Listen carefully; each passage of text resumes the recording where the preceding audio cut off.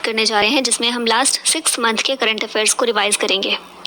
इसमें हम total 500 questions देखेंगे और आज का ये पार्ट 1 है। हर एक वीडियो में आपको 50 क्वेश्चन देखने को मिलेंगे।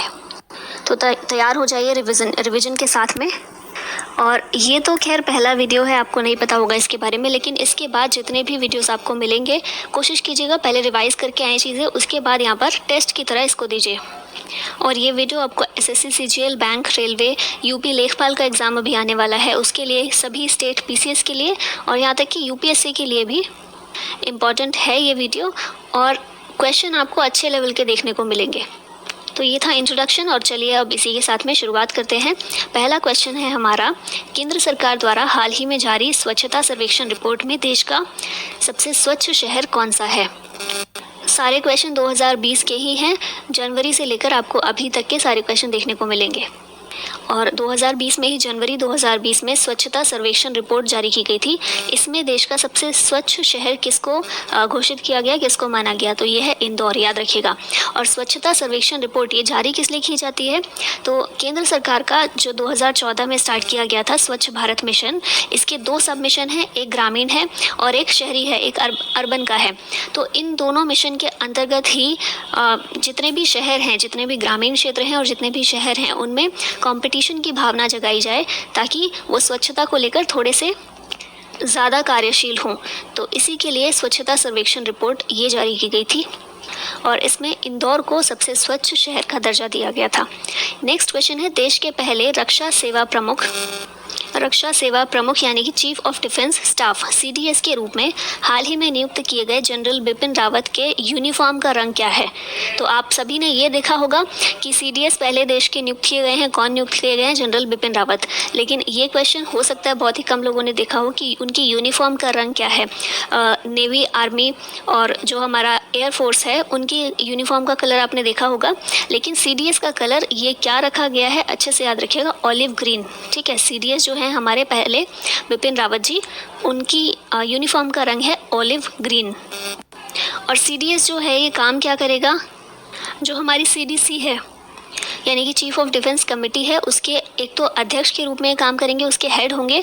और इसके अलावा इनका काम होगा जो हमारी तीनों सेनाएं हैं उनके बीच में समन्वय स्थापित करना। तीनों के बीच बातचीत का जरिया कौन होंगे? सीडीएस। और एक चीज़ इंपॉर्टेंट इसमें ये है कि ये भी 4 स्टार ऑफिसर ही हैं। जैसे हमारे जो तीनों सेनाएं हैं उनके जो प्रमुख होते हैं वो 4 स्टार ऑफिसर होते हैं, सीडीएस को भी 4 स्टार ऑफिसर ही रखा गया है ताकि ये उन तीनों से प्रमुख ना बन जाए। इसीलिए उन तीनों हेड्स के बराबर का दर्जा ही सीडीएस को भी दिया गया है। नेक्स्ट क्वेश्चन है, देश का दूसरा स्पेस पोर्ट तूतीकोरिन में बनाया जा रहा है। तो आपको देखिए एक आंसर बता दिया गया है, दूसरा स्पेस पोर्ट कहाँ पर बनाया जा रहा है? तूतीकोरिन में। बस ये पूछा गया है तूतीकोरिन किस राज्य में स्थित है? तो ये स्थित है तमिलनाडु में। स्पेस पोर्ट क्या होता है? स्पेस पोर्ट यानी कि रॉकेट लॉन्च सेंटर। पहले से हमारे पास जो पहला है हमारा वो है श्रीहरिकोटा, आंध्र प्रदेश। इसके बारे में हम सभी जानते हैं। अभी दूसरा बनाया जा रहा है तूतीकोरिन में, तमिलनाडु में। ठीक है, और क्यों बनाया जा रहा है? क्योंकि एक ही है हमारे पास और ऐसी बहुत सारी कंट्रीज़ हैं जिनके मल्टीपल स्पेस पोर्ट्स हैं। तो अब क्योंकि इसरो का कद बढ़ रहा है, उसी के साथ इसरो का काम भी बढ़ रहा है, तो इसलिए हमें दूसरे स्पेस पोर्ट की ज़रूरत भी पड़ रही है और इसीलिए ये तूतीकोरिन में बनाया जा रहा है। ऑलराइट, तो दूसरा स्पेस पोर्ट तूतीकोरिन में, तमिलनाडु में। नेक्स्ट क्वेश्चन, पर्यावरण को होने वाले नुकसान को कम करने के लिए द्वीपीय देश पलाऊ ने हाल ही में सनस्क्रीन के इस्तेमाल पर प्रतिबंध लगा दिया है। तो एक स्टेटमेंट के साथ आपको एक पॉइंट दे दिया गया है क्वेश्चन में ही। पर्यावरण को होने वाले नुकसान को कम करने के लिए द्वीपीय देश पलाऊ ने हाल ही में सनस्क्रीन के इस्तेमाल पर प्रतिबंध लगा दिया है। तो कौन सा ऐसा देश है जिसने सनस्क्रीन के इस्तेमाल पर प्रतिबंध लगाया है? पलाऊ है। अब पूछा गया है कि यह द्वीप किस महासागर से घिरा है? द्वीपीय देश है यानी कि देश है और चारों तरफ इसके पानी है ना, महासागर है। तो कौन से महासागर में ये देश स्थित है? तो ये है प्रशांत महासागर में। ठीक है, और मेनली वेस्टर्न पैसिफिक ओशियन में ये देखने को मिलता है। तो आप देख ही रहे होंगे अभी हम 4th क्वेश्चन पे पहुंचे हैं और क्वेश्चन बहुत घुमाकर पूछा गया है। ठीक है, तो इसीलिए मैंने स्टार्टिंग में कहा था कि लेवल थोड़ा अच्छा है, तो तैयार रहिएगा। नेक्स्ट क्वेश्चन है, हाल ही में जारी किए गए यूनिसेफ रिपोर्ट के अनुसार 1 जनवरी 2020 को दुनिया में सबसे ज़्यादा बच्चों ने किस देश में जन्म लिया? तो यूनिसेफ ने ये रिपोर्ट जारी की थी कब? 1 जनवरी 2020 को। और उसके अनुसार ये कहा गया था कि दुनिया में सबसे ज़्यादा बच्चों ने भारत में जन्म लिया है। ठीक है, तो इसीलिए कहा जा रहा है कि चीन को हम पीछे छोड़ने वाले हैं इस मामले में और भारत जल्द ही दुनिया के सबसे बड़ी जनसंख्या वाला देश बन जाएगा। लेकिन ऑफ कोर्स हमारे लिए बुरा है, क्योंकि चीन का लैंड देखिए और भारत का देखिए, तो इस हिसाब से थोड़ा सा बर्डन इंडिया के ऊपर आने वाला है। नेक्स्ट क्वेश्चन है, हाल ही में गठित राष्ट्रीय चिकित्सा आयोग यानी कि NMC, नेशनल मेडिकल काउंसिल के पहले अध्यक्ष कौन नियुक्त किए गए हैं? तो NMC के अध्यक्ष नियुक्त किए गए हैं प्रोफेसर सुरेश चंद्र शर्मा को। और NMC का गठन कब किया गया था? तो पहले इसको मेडिकल काउंसिल ऑफ इंडिया के नाम से जाना जाता था, अभी इसको NMC कर दिया गया 2019 में ही, ठीक है। और मेडिकल काउंसिल ऑफ इंडिया, उसकी स्थापना हुई थी 1933 में, ठीक है। Ministry of health and family welfare इसके अंतर्गत आता है ये। नेक्स्ट क्वेश्चन है, 77वें गोल्डन ग्लोब अवार्ड्स 2020 में बेस्ट मोशन पिक्चर का अवार्ड किसे दिया गया? तो ये दिया गया है 1917 को, 1917 मूवी का नाम है, ठीक है। तो बेस्ट मोशन पिक्चर का अवार्ड दिया गया है 1917 को, 1917 को। 2020 में 107वां भारतीय विज्ञान कांग्रेस कहाँ आयोजित किया गया था? तो 107वां भारतीय विज्ञान कांग्रेस 2020 में आयोजित किया गया बेंगलुरु में, याद रखिएगा। और थीम क्या थी 107वें भारतीय विज्ञान कांग्रेस की? Science and technology rural development, ठीक है। रूरल डेवलपमेंट से इसको कनेक्ट करके थीम रखी गई थी। एक चीज़ और याद रख सकते हैं, 2021 का कहाँ होगा? 2020 में तो बेंगलुरु में हो चुका है, 2021 का जो प्रस्तावित किया गया है वो है पुणे में, ठीक है। तो ये भी आप याद रख सकते हैं। और 2021 के लिए थीम जो रखी गई है वो है science and technology for sustainable development with women empowerment, ठीक है। तो ये सभी चीज़ें आप अभी फ़िलहाल कहाँ हुआ, उसकी थीम क्या थी, और आगे नेक्स्ट ईयर कहाँ होने वाला है और थीम क्या रहने वाली है, ये सभी चीज़ें आप याद रख सकते हैं। नेक्स्ट क्वेश्चन है, भारतीय अंतरिक्ष अनुसंधान संगठन यानी कि इसरो ने चल्लकेरे में मानव अंतरिक्ष उड़ान केंद्र स्थापित करने की घोषणा की है। यह किस राज्य में स्थित है? तो अब देखिए फिर से उसी तरह का क्वेश्चन आया है, मानव अंतरिक्ष उड़ान केंद्र कहाँ? चल्लकेरे में। ये कहाँ स्थित है? कर्नाटक में स्थित है। मानव अंतरिक्ष उड़ान केंद्र, अगर इसको बोला जाए कि इंग्लिश में इसको क्या बोलेंगे, तो human space flight centre, HSFC। और इसको किस लिए यहाँ कर्नाटक में किस लिए इसको इस्टेब्लिश किया गया है, किस लिए यहाँ पर स्थापित किया गया है?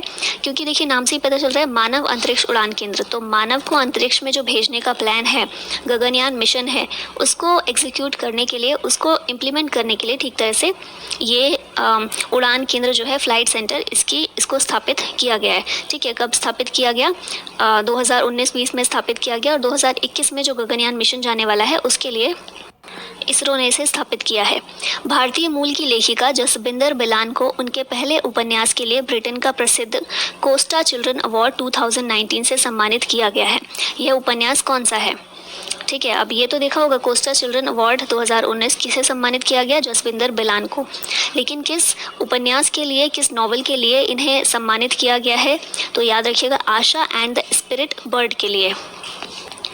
नेक्स्ट क्वेश्चन है, insurance regulator and development authority of India यानी कि IRDA ने सभी इंश्योरेंस कंपनियों को एक स्टैंडर्ड हेल्थ इंश्योरेंस प्रोडक्ट, ठीक है, इंग्लिश में भी वही लिखा है, standard health insurance project SHIP जारी करने का निर्देश दिया है। इस प्रोडक्ट का नाम क्या होगा? तो इस प्रोडक्ट का नाम याद रखिएगा, आरोग्य संजीवनी पॉलिसी। आरोग्य संजीवनी पॉलिसी किसके द्वारा? IRDA के द्वारा ये शुरू किया गया है। इंश्योरेंस कंपनियों को स्टैंडर्ड हेल्थ इंश्योरेंस प्रोडक्ट जारी करने का निर्देश दिया है और इस प्रोडक्ट का नाम है आरोग्य संजीवनी पॉलिसी। हाल ही में एक सुनवाई के दौरान उच्चतम न्यायालय ने संविधान के किस अनुच्छेद के तहत इंटरनेट सेवा को मूल अधिकार माना है?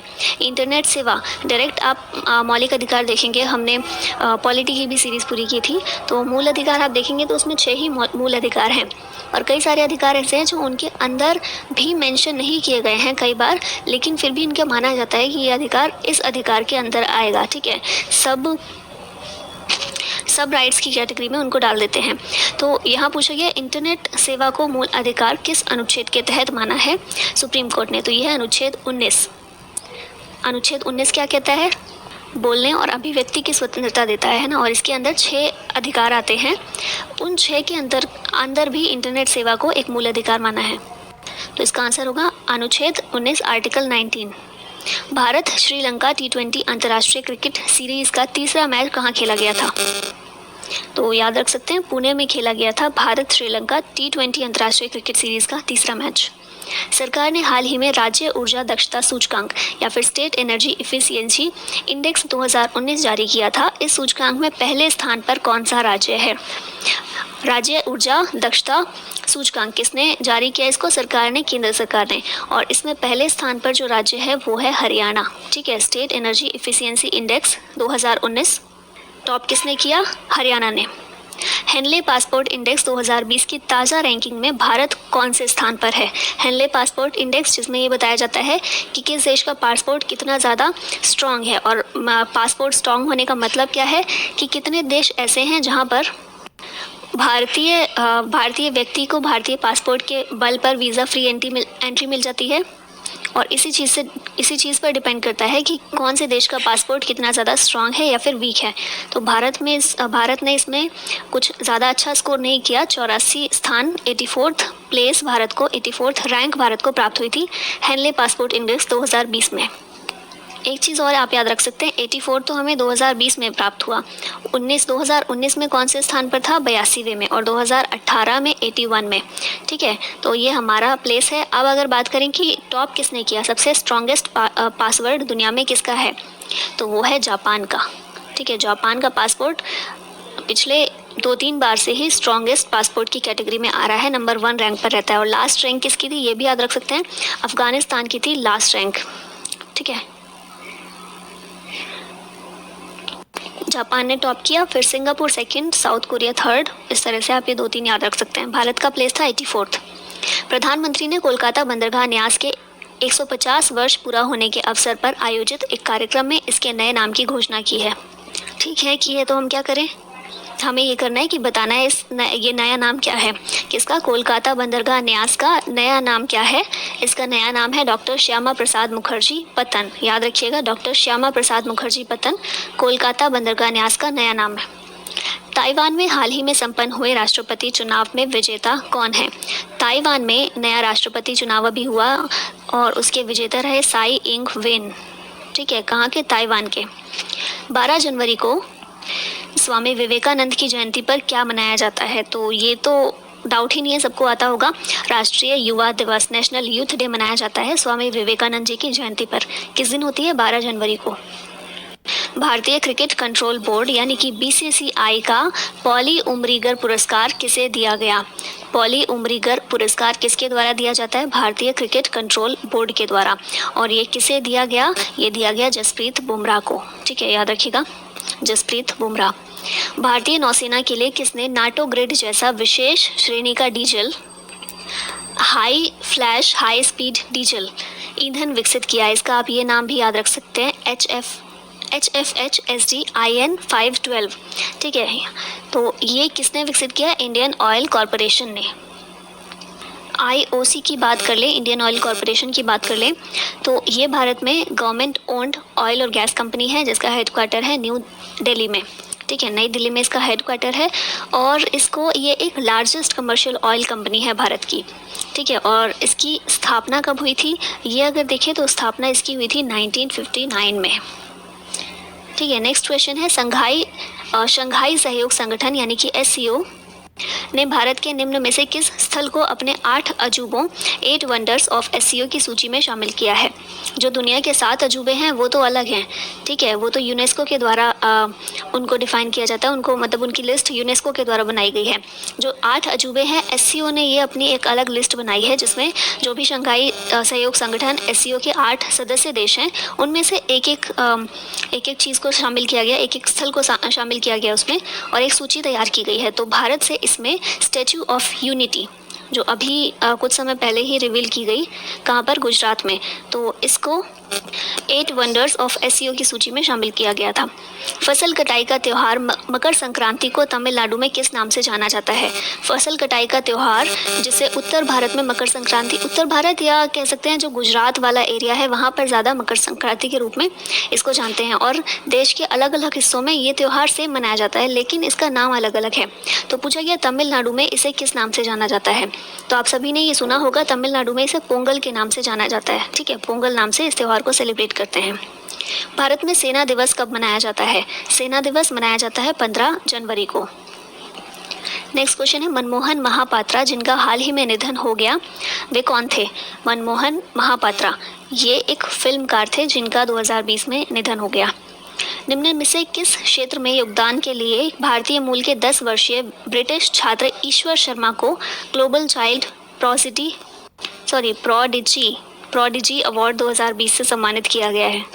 प्रोडिजी का मीनिंग हम देखें ना, स्पेलिंग देखिए कुछ इस तरह होती है इसकी, PRODIGY। आपको समझ भी नहीं आई होगी, चलिए फिर से लिख देते हैं इसको, PRODIGY,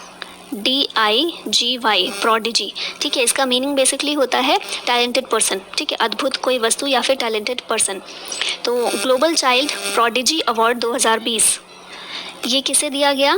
ब्रिटिश छात्र जो है, भारतीय मूल के 10 वर्षीय ब्रिटिश छात्र ईश्वर शर्मा, इनको दिया गया। और किसके लिए, किस चीज़ के लिए दिया गया? योग के लिए इन्हें इस अवार्ड से सम्मानित किया गया। K9 वज्र होवित्जर तोप, जिसे हाल ही में राष्ट्र को समर्पित की गई है, का निर्माण किया है? पहली बात तो ये इसमें याद रखिएगा, K9 वज्र होवित्जर तोप ये बेसिकली तो South Korea I think South Korea ही है, या साउथ कोरियन एक ये गन है। ठीक है, और इसे इम्पॉर्टेंट चीज़ ये है कि इसे मेड इन इंडिया इस बार किया गया है, भारत में ही इसको बनाया गया है। तो पूछा गया है किसने निर्माण इसका किया है? लार्सन एंड ट्रूबो ने इसका निर्माण किया है। और कहाँ पर किया है ये भी याद रखिएगा, सूरत में। ठीक है, हजीरा सूरत में इसका निर्माण किया गया है लार्सन एंड ट्रूबो के द्वारा। मेड इन इंडिया K9 वज्र होवित्जर तोप का। 29वां सरस्वती सम्मान 2019 किसे दिया गया? 29वां सरस्वती सम्मान 2019 ये दिया गया वासुदेव मोही को।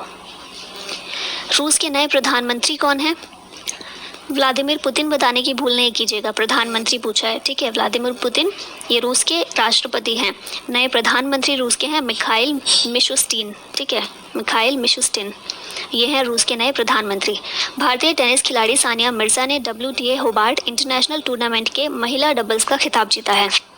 तो एक आपको यही स्टेटमेंट में एक क्वेश्चन बता दिया गया है, एक पॉइंट बता दिया गया है कि WTA होबार्ट इंटरनेशनल टूर्नामेंट के महिला डबल्स का खिताब किसने जीता? सानिया मिर्जा ने। और इस प्रतियोगिता में इनकी जोड़ीदार कौन थी? क्योंकि डबल्स का है ना, महिला डबल्स, तो अकेले तो नहीं जीता होगा, इनकी जोड़ीदार कोई रही होंगी। तो एक थी सानिया मिर्जा, इनकी जोड़ीदार थी यूक्रेन की नादिया किचेनोक। ठीक है, तो ये इनकी जोड़ीदार थी जिन्होंने मिलकर ये महिला डबल्स का खिताब जीता है। ऑस्ट्रेलिया ने भारत के साथ संबंधों को आगे बढ़ाने में योगदान देने के लिए निम्न में से किस भारतीय उद्योगपति को अपने सर्वोच्च नागरिक सम्मान ऑर्डर ऑफ ऑस्ट्रेलिया से हाल ही में सम्मानित किया है? इम्पॉर्टेंट क्वेश्चन है। सम्मानित किसके द्वारा? ऑस्ट्रेलिया के द्वारा किया गया। भारत के उद्योगपति को कौन सा सम्मान दिया गया? ऑर्डर ऑफ ऑस्ट्रेलिया से। और किसे ये सम्मानित किया गया है इस सम्मान से? किरण मजूमदार शॉ को। ठीक है, नाम याद रखिएगा, इंपॉर्टेंट है। हाल ही में संपन्न हुए भारतीय तीरंदाजी महासंघ के चुनाव में तीरंदाजी आर्चरी एसोसिएशन ऑफ इंडिया के नए अध्यक्ष कौन चुने गए हैं? तो इसके नए अध्यक्ष चुने गए हैं अर्जुन मुंडा। भारतीय जनता पार्टी के नए अध्यक्ष कौन चुने गए हैं? भारतीय जनता पार्टी, इसके नए अध्यक्ष हैं जगत प्रकाश नड्डा। प्रधानमंत्री नरेंद्र मोदी ने छात्रों के साथ संवाद कार्यक्रम परीक्षा पे चर्चा 2020 में हिस्सा लिया था। यह कार्यक्रम कहाँ आयोजित किया गया था? तो परीक्षा पे चर्चा 2020 इस कार्यक्रम का आयोजन किया गया था तालकटोरा स्टेडियम में। याद रखिएगा, तालकटोरा स्टेडियम में। कहाँ है ये स्टेडियम? नई दिल्ली में। विश्व आर्थिक मंच यानी कि WEF द्वारा हाल ही में जारी वैश्विक सामाजिक बदलाव सूचकांक यानी कि global social mobility index 2020 report में भारत का क्या स्थान है? तो ग्लोबल सोशल मोबिलिटी इंडेक्स 2020 इसमें भारत को स्थान प्राप्त हुआ है 76। ठीक है, और किसके द्वारा ये रिपोर्ट जारी की जाती है? वैश्विक सामाजिक बदलाव सूचकांक विश्व आर्थिक मंच के द्वारा, वर्ल्ड इकोनॉमिक फोरम के द्वारा, WEF के द्वारा। भारत का स्थान 76। मुख्यमंत्री कृषक दुर्घटना कल्याण योजना की शुरुआत निम्न में से किस राज्य में हाल ही में हुई है? कौन सी योजना है? मुख्यमंत्री कृषक दुर्घटना कल्याण योजना, इसकी शुरुआत हुई उत्तर प्रदेश में। भारत के उज्ज्वला योजना की तर्ज पर निम्न में से किस देश ने अपने यहाँ LPG कनेक्शन देने के लिए इंडियन ऑयल के साथ एक सहमति पत्र पर हस्ताक्षर किया है? भारत में है ना उज्ज्वला योजना, तो इसी की तर्ज पर एक और कंट्री है जो LPG कनेक्शन अपने देश में देना चाहता है और इसके लिए इंडियन ऑयल के साथ एक सहमति पत्र पर हस्ताक्षर किए गए हैं। या नाम याद रखिएगा, देश है ये घाना। ठीक है, घाना कहाँ की कंट्री है? अफ्रीकन कॉन्टिनेंट की, और मेनली वेस्ट अफ्रीका में ये कंट्री पड़ती है। नेक्स्ट क्वेश्चन है, प्रत्येक वर्ष 23 जनवरी को नेताजी सुभाष चंद्र बोस की जयंती मनाई जाती है। इस वर्ष यानी 2020 में कौन सी जयंती मनाई गई? किस दिन मनाई जाती है? 23 जनवरी के दिन। और 2020 में 123वीं जयंती नेताजी सुभाष चंद्र बोस की मनाई गई। ग्रीन पीस इंडिया ने भारत में प्रदूषण पर हाल ही में रिपोर्ट जारी की है। इस रिपोर्ट के अनुसार देश का सबसे कम प्रदूषित शहर कौन सा है? देश का सबसे कम प्रदूषित शहर, ये जो प्रदूषण पर रिपोर्ट जारी की है किसने? ग्रीन पीस इंडिया ने। याद रखिएगा, ग्रीन पीस इंडिया। और ये सबसे कम प्रदूषित शहर है लुंगलेई। कहाँ पर है? मिजोरम में है। तो मिजोरम का ये शहर सबसे कम प्रदूषित पाया गया है। चाइल्ड पोर्नोग्राफी के इस संकट से निपटने के लिए बनी संसदीय समिति ने हाल ही में अपनी रिपोर्ट सौंपी है। इस संसदीय समिति के अध्यक्ष कौन है? किस लिए ये संसदीय समिति बनाई गई?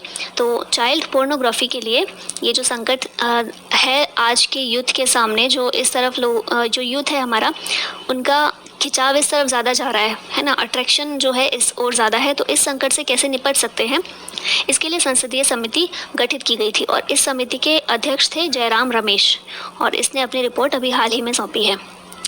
राष्ट्रीय मतदाता दिवस ये कब मनाया जाता है? राष्ट्रीय मतदाता दिवस मनाया जाता है 25 जनवरी को। फिर नेक्स्ट क्वेश्चन है, खेल के क्षेत्र में पद्म भूषण 2020 से किसे सम्मानित किया गया? खेल के क्षेत्र में पद्म भूषण 2020 से सम्मानित किया गया पीवी सिंधु को। सरकार ने निम्न में से किस उपक्रम का 100% विनिवेश का निर्णय हाल ही में लिया है? 100% विनिवेश का, डिसइन्वेस्टमेंट का निर्णय लिया गया है किस उपक्रम के लिए? तो ये उपक्रम है एयर इंडिया। निम्न में से किस राज्य के विधानसभा ने विधान परिषद को भंग करने का प्रस्ताव पारित किया है? तो ये अभी आंध्र प्रदेश के लिए न्यूज़ में था। आंध्र प्रदेश ने अपनी विधान परिषद को भंग करने का प्रस्ताव पारित किया था। क्यों किया था? क्योंकि आंध्र प्रदेश अपनी 3 राजधानियां बनाना चाहता है और उसके लिए विधान परिषद एग्री नहीं कर रहा था, तो इसीलिए सोचा गया कि चलिए इसी को भंग कर देते हैं। 62वें ग्रैमी पुरस्कार समारोह का आयोजन लॉस एंजल्स में हाल ही में किया गया था।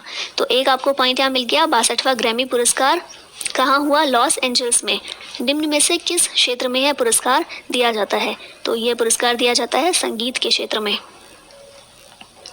देश का पहला पशु युद्ध स्मारक कहाँ बनाने की योजना है? देश का पहला पशु युद्ध स्मारक, ठीक है, ये बनाने की योजना है मेरठ में। नेक्स्ट क्वेश्चन है, प्रत्येक वर्ष बीटिंग द रिट्रीट के साथ गणतंत्र दिवस समारोह का औपचारिक रूप से समापन होता है। गणतंत्र दिवस समारोह कब होता है? 26 जनवरी को, है ना। और इसका समापन किसके साथ होता है? बीटिंग द रिट्रीट के साथ होता है। तो ये किस तिथि को होता है? याद रखिएगा, 29 जनवरी के दिन। 26 जनवरी को शुरुआत होती है, इसकी एंडिंग होती है बीटिंग द रिट्रीट के साथ, और ये होता है 26 जनवरी को, 29 जनवरी को। अर्जुन पुरस्कार प्राप्त सुनीता चंद्रा, जिनका हाल ही में निधन हो गया, किस खेल से संबंधित थी?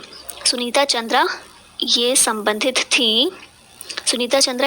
थी हॉकी से, ठीक है। चिकित्सा गर्भपात संशोधन विधेयक 2020 के तहत गर्भपात कराने की अधिकतम अवधि कितनी तय की गई है? गर्भपात कराने की अधिकतम अवधि को बढ़ा दिया गया और 24 सप्ताह कर दिया गया है।